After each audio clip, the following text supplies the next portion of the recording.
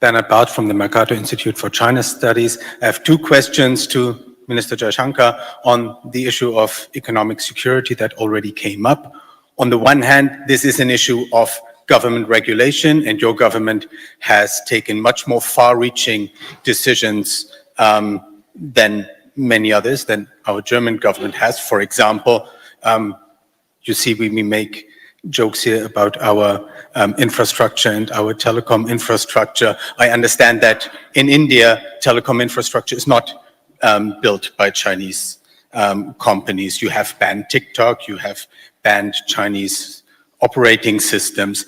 These are, of course, costly decisions, and I'd be interested in any advice you would have on the discussions that go on if the government takes these far-reaching decisions. And the second question, you've mentioned that, of course, India wants to upgrade its industrial sector. For that, you will, I guess, depend on Chinese investments too. So how does this relate? Economic security on the one hand, on the other hand, trying to seek investment from China in crucial sectors. Thank you.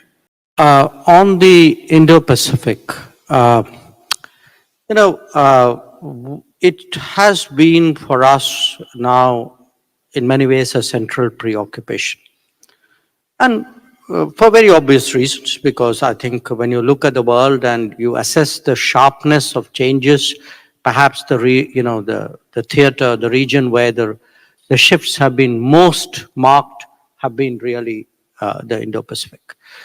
Now, what has happened in the Indo-Pacific? Essentially, from our perspective, because Annalena spoke about, countries, democracies, those who have similar political values coming together. That's actually happened in the Indo-Pacific. You had India, the US, Japan, Australia, located at 4 different corners, in a way, of the Indo-Pacific, actually taking a decision to work together, and that's how we revived the Quad. It was something which was attempted in 2007, and then in 2017, I think the countries decided, okay, we need to have another go at it and much more serious effort. And today, in fact, for us, it's one of the major diplomatic platforms to which India is committed, and it's we hold it from the president, prime minister level downwards, different ministers, different groups. Now, what actually happens here? Once countries make it a point to say, okay, let's find ways of working. The kind of achievements we've had in the Indo-Pacific would be from cooperating on maritime security and maritime domain awareness, to HADR operations, to connectivity issues, to we actually have fellowships, STEM fellowships. We looked even during COVID on whether we could together make and distribute vaccines. We are doing weather, extreme climate events forecasting. So we are looking at standards of various kinds. So it's in many ways for us been a very successful experiment. The interesting thing is the Quad has grown in the last 7 years. It doesn't have a secretariat. It has no formal structure. There's no accession agreement. And yet, every quarter, I would say, something new is added to the Quad. And that is what happens when countries willing and, trusting of each other start to work with each other. Why is it necessary to do that in the Indo-Pacific? Because we do think that unless countries who have an interest in stability, in security, in maintaining, in ensuring that there is a freedom of choice, unless they come together. So it's, it happens even in societies, it happens in every neighborhood, that people who have good intent sometimes need to make common cause if the world has to be a better place. And in that sense, that's really what is happening in the Indo-Pacific. On the renewables, yes, if I were to look at the last year, I think it's been the wettest, hottest, coldest year, probably all at the same time.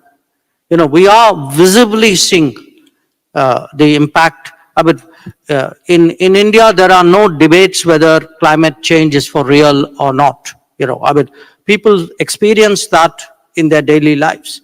And given the fact that so much of our country is agriculture, it actually is a matter of existence. And we are seeing, we are seeing the mountains threatened, glaciers, withdrawing, melting. We are seeing the coastline threatened. So there's the levels of erosion are going up.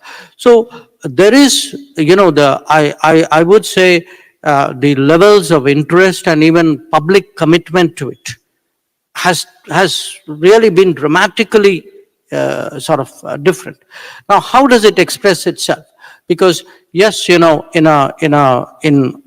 parlance, we say, okay, mitigation and adaptation. In real life, I mean, it could be something like there was a big campaign last year to eat more millets. Now, you might think that this is a food fad. It's a very important green initiative because millets consume much less water. They are, you can grow them in semi-arid climate. There is today pressure on wheat and rice. Now, it could be that, it could be rooftop, it could be the entire it's a shift of lifestyle. What we are doing in urbanization is precisely because of that. So for us, if you ask me, what is your answer? It's all of the above. There is nothing that we are not prepared to try and nothing we are not prepared to work with people in order really to deal with this challenge. Last question, how do you deal with some of the challenges that were asked about? You asked me a question, was it costly for you to do a switch? Here's the answer. We actually, for a variety of reasons, decided that we would ourselves take a plunge on 5G. Till that point of time, the 5G technology was either European or it was Chinese. Well, there was also Korean. Now, once we decided this is important for us, telecom means security. Now, it took us about 2.5, 3 years, really. Today, there's a massive 5G rollout, and the 5G stack is an Indian stack. So I would argue that, yes, it looks costly upfront, but then you might want to ask yourself, what is really the cost of security? And whether you've built it into the calculations that you're making. And once you make that plunge, then perhaps it's not so costly. Even business-wise, it's not so costly. I mean, we are today looking at markets for our 5G.